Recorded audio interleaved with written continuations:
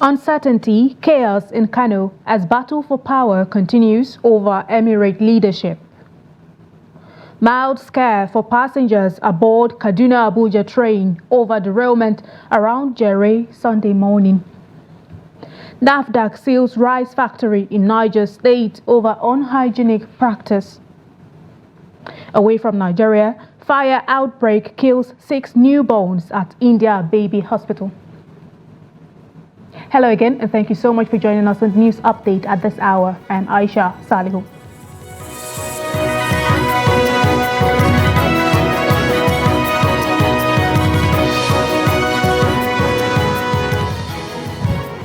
We begin with the northwest region of the country, where there is palpable tension in Kano City as Emirs Mohammed Sanusi Lamido II and Aminu Ado Bayero are presently occupying different palaces. This came after the newly reinstated Emir Mohammed Sanusi moved into the Emir's palace at Kofar Kudu in the company of the state governor Abba Kabir Yusuf and his deputy Aminu Abdul Salam and other senior government officials. However, Aminu Ado Bayero, who presently occupies the Nasarawa Palace, is relying on a court order preventing his removal to retain the revered stool. Let's get the latest from Kano in this report.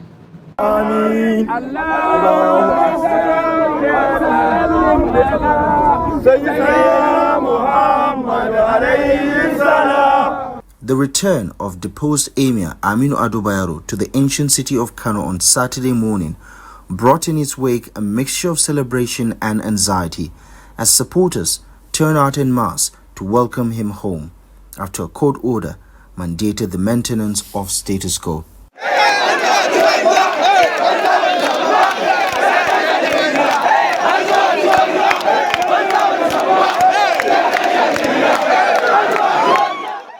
Bayero called on Kano residents who feel aggrieved over his removal to remain calm as he is set to head to court to demand for justice. Bayero was speaking through Munir Babadan Agundi, who addressed a crowd of supporters at the Emir's palace in Nasarawa. All the other emirs will join me in the suit to challenge the decision of that law, the new law they created, because we were not satisfied with the law.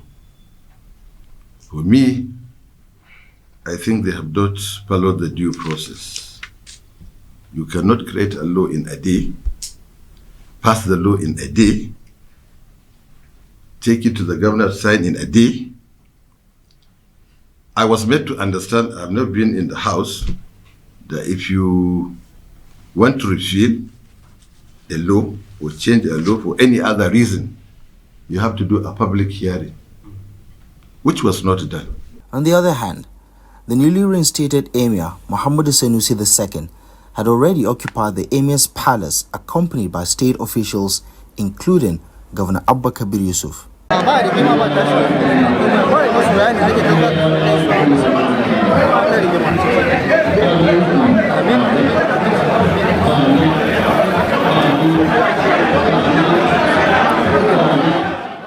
The situation escalated as Governor Yusuf orders the arrest of deposed Emir Aminu Bayero, accusing him of attempting to forcefully reclaim his position and disturb public peace in the state. However, in reaction, Police Commissioner Muhammad Gumel clarified that the police is bound by a court order restraining the enforcement of the Kano Emirates repeal law. So if you want to understand the meaning of statistics, is that the situation of the Emirates should remain as it was until on the 4th of June, when the Federal High Court, where this order was issued, will sit and take the decision and inform members of the council. Thank you very much. I think if you read that order on social media, I also read it. But to the best of my knowledge, that order has never been transmitted in its official capacity to this common headquarters. So we are still expecting such order before we take the next line. By and large, you should know that order for an action has not been issued. There is no time limit for such order to be implemented, and the police cannot be under any pressure by anybody to say that the order must be implemented within a time frame. Meanwhile, Emir Sanusi Lamido Sanusi II made a grand entrance to the Ofar Kudu Palace, surrounded by security personnel.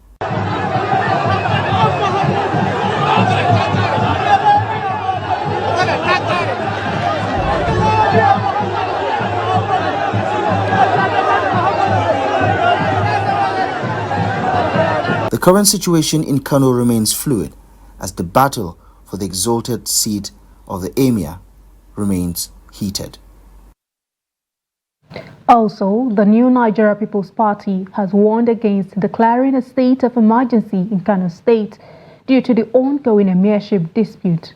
In a statement on Saturday, the party's spokesman, Ladipo Johnson, accused the ruling All Progressives Congress of using security agencies to undermine the will of the people in the state.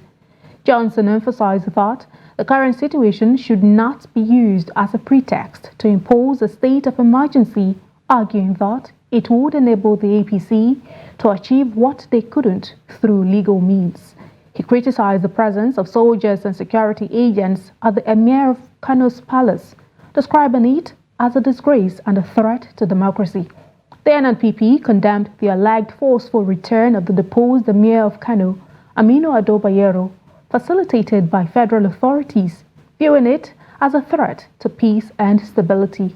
The NNPP urged national elders, leaders of thought, Nigerians, and the international community to call on President Bola Ahmed Tinubu to rein in party members' intent on causing turmoil in Kano State and the North. They stressed that legal processes should be allowed to run their course instead of resorting to coercion against the governor of Kano State.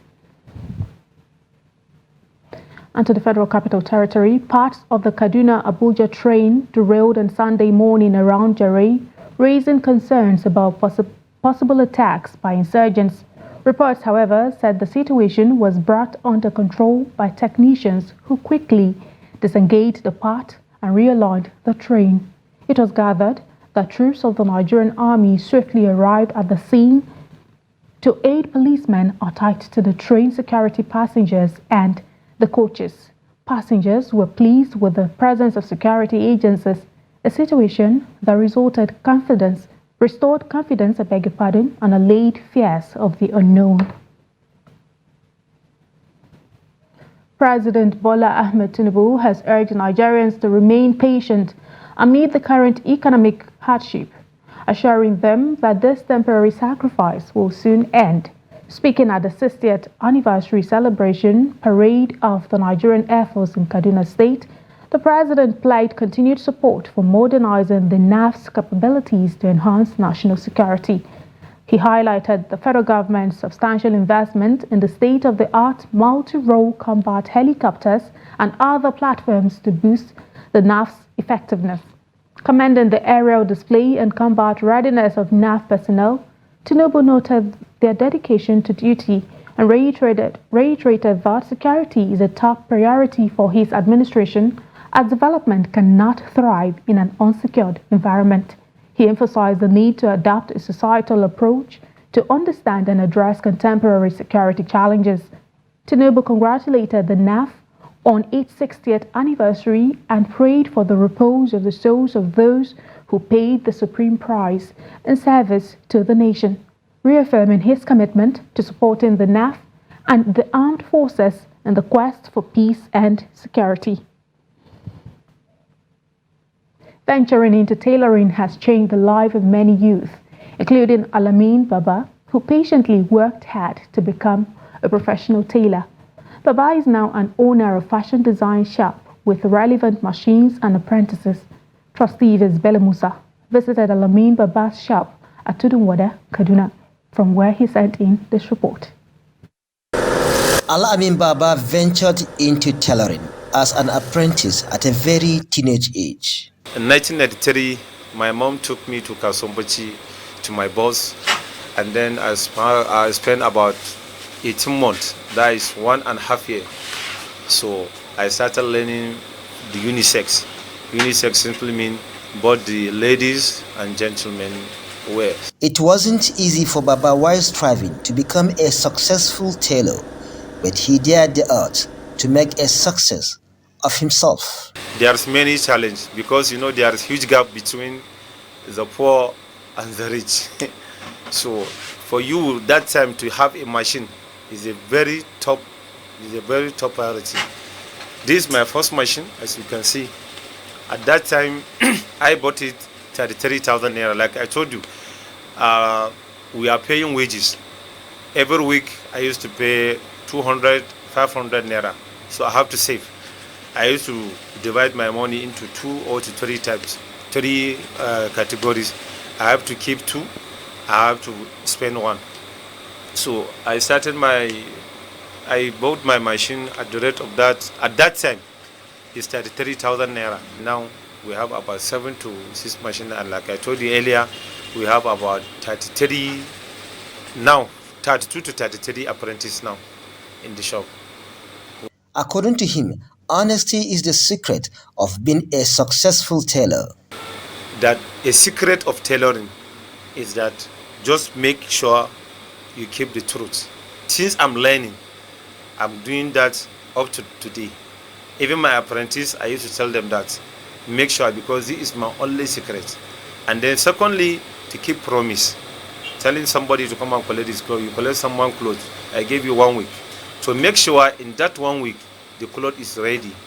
Despite being successful at what he does, the present economic realities are taking toll on his business. Outrageous. It's outrageous. Yesterday, just 300 naira. And then today, you say 500 naira, 400 naira. Fuel. We are buying fuel before 200 naira per liter or 210 naira per liter. But now it's about 700 per liter. With the income he earns from tailoring, Baba has sponsored himself to study at the Kaduna Polytechnic. He is therefore urging youth to develop their skills in any trade in order to better their lives. Bello Musa, Trust TV News, Kaduna. To security matters, General Officer Commanding 3 Division of Nigerian Army and Commander Operation Safe Haven, Major General Abdul Salam Abubakar, has assured Plateau residents of safety following the incident that led to the death of a police officer, Tanko Jan, around Terminus Market of Jos North local government area of the state.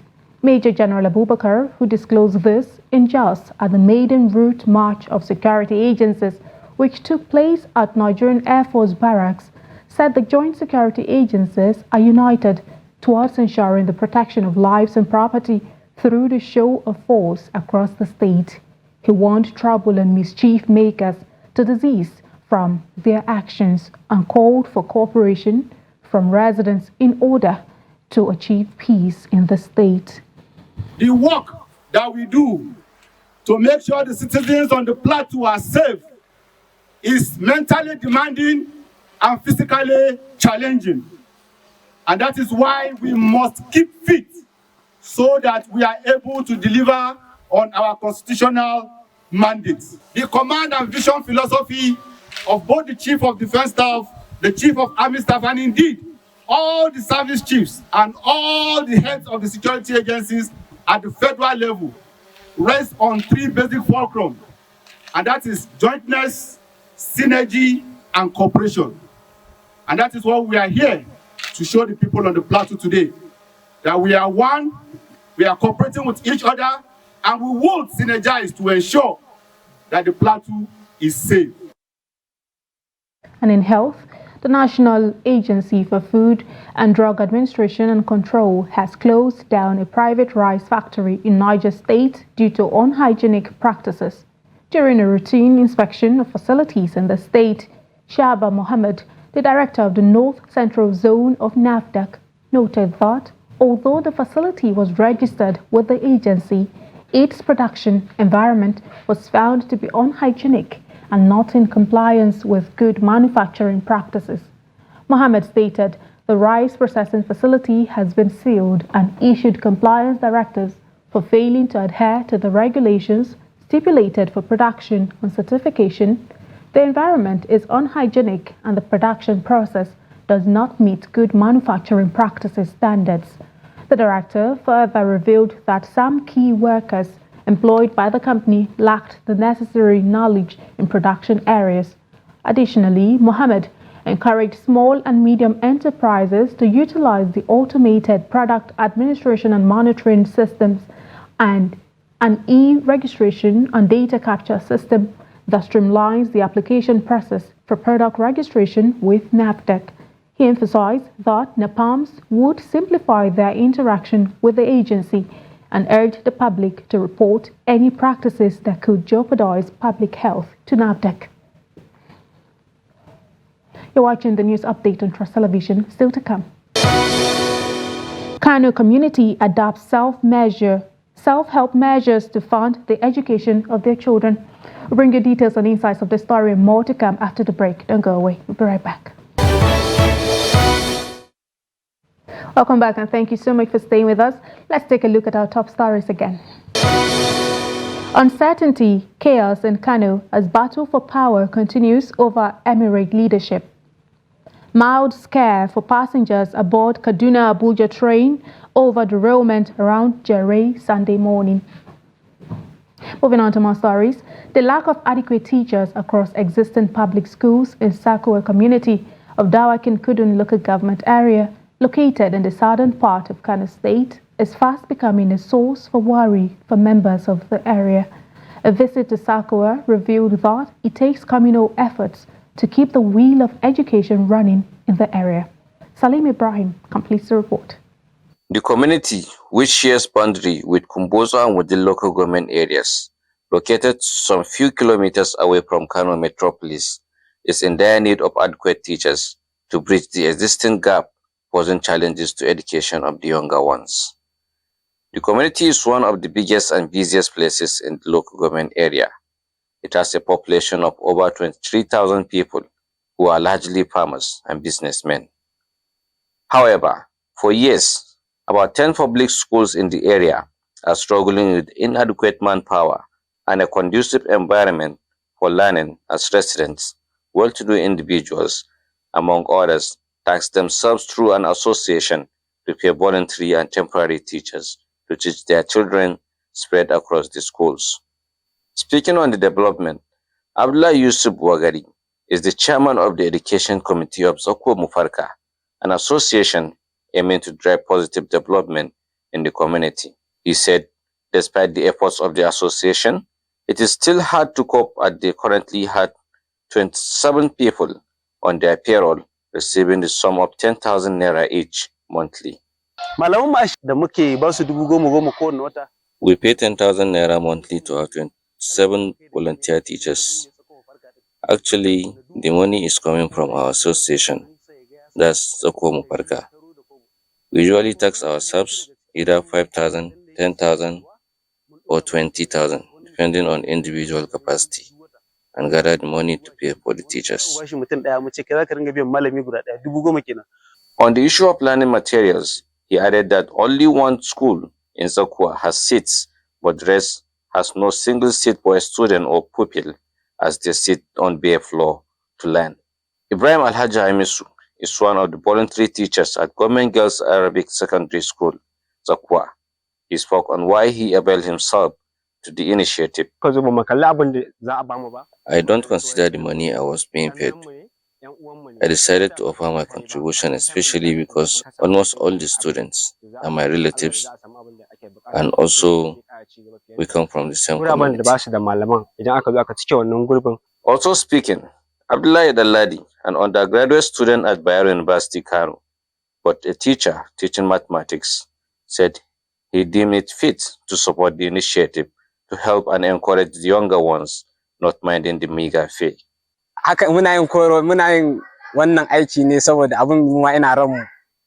We are doing this work because we like it. Most of the students are our sisters. Also, the 10,000 naira encourages us to do the work.